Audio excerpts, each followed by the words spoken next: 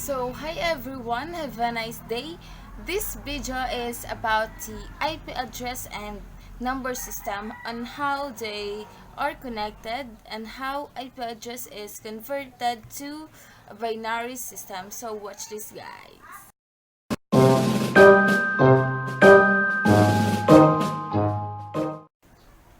So, let's start.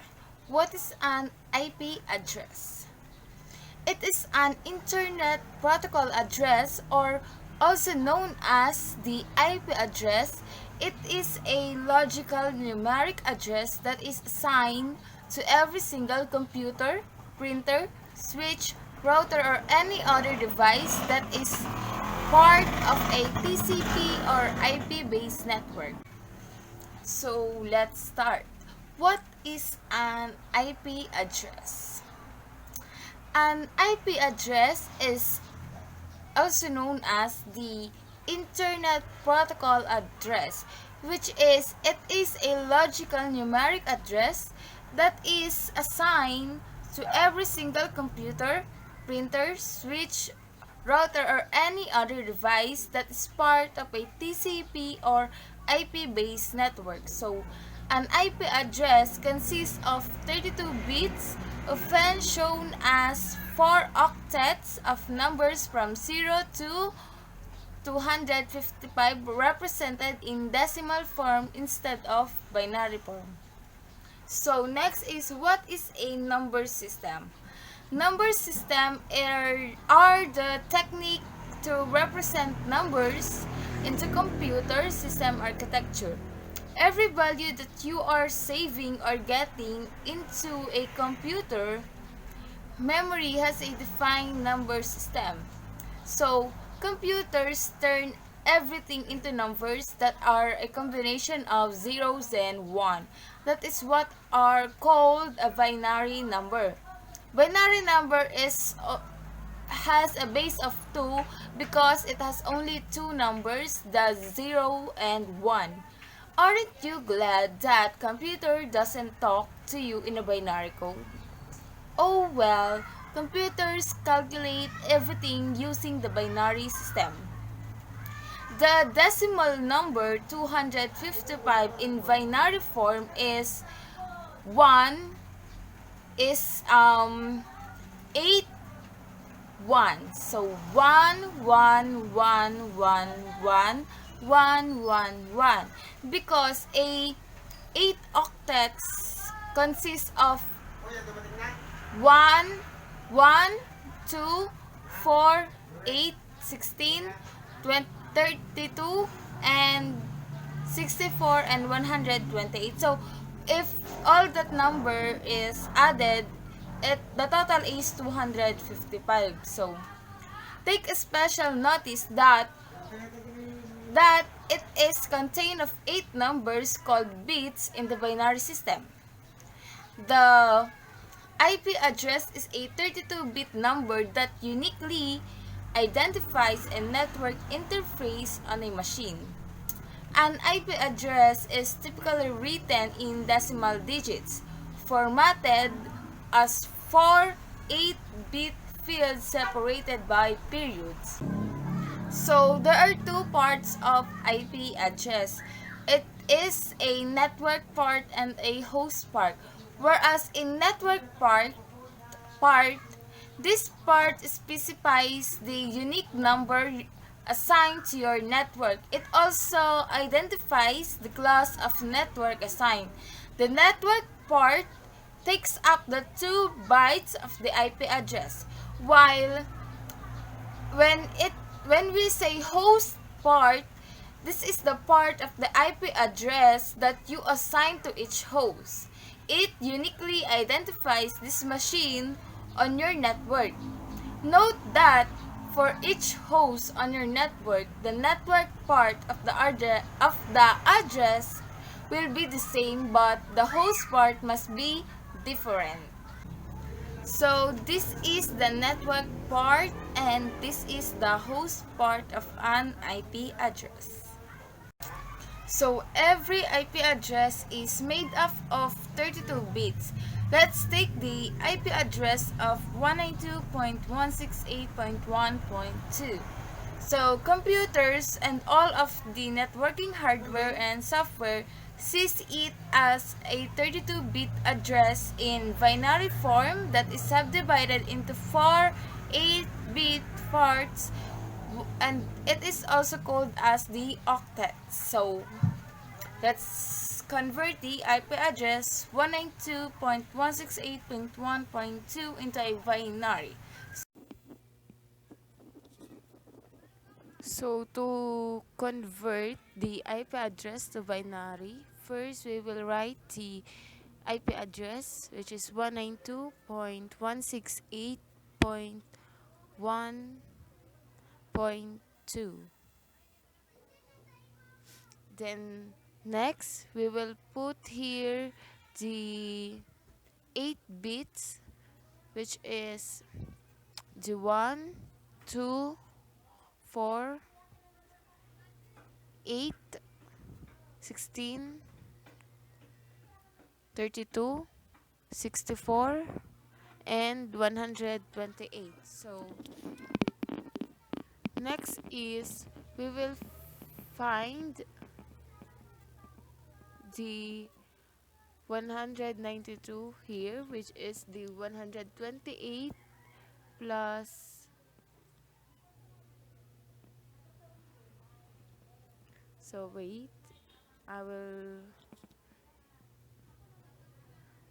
put the numbers in bigger size.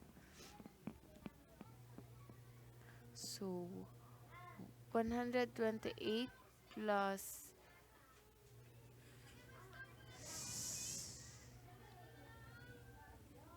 64 is equals to 192. So 128 and 64 only has 1 and the rest are 0.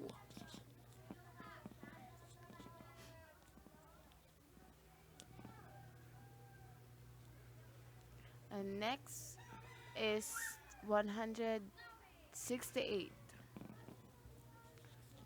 So we will put 1, 2, 4, 8, 16, 32, 64, and 128. So 168 is equal to the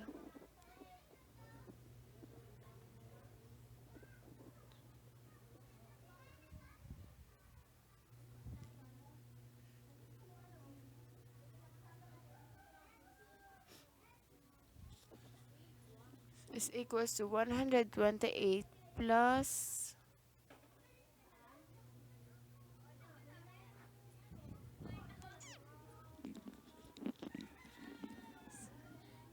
168 is equals to 128 plus 32 plus 8. So 128, 32, and 8 only has 1, and the rest numbers are 0.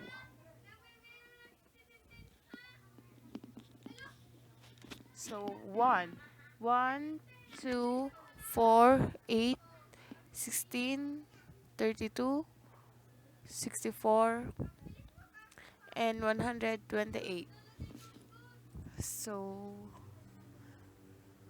only one has 1, and the rest numbers are 0.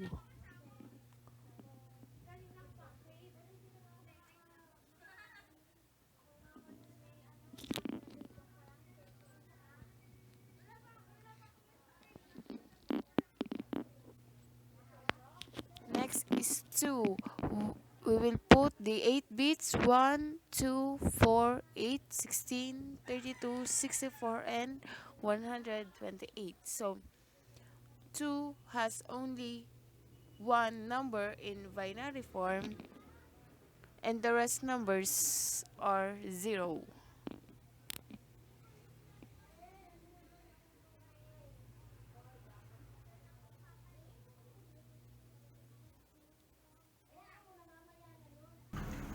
So regardless which system we use to write the octet, it always contains all 8 bits. Bits are always written from left to right.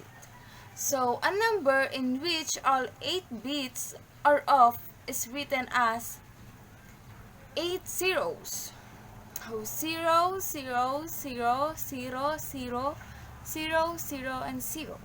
In binary system, same number is written as 0, which is 0 plus 0 plus 0 plus 0 plus 0 plus 0 plus 0 plus 0.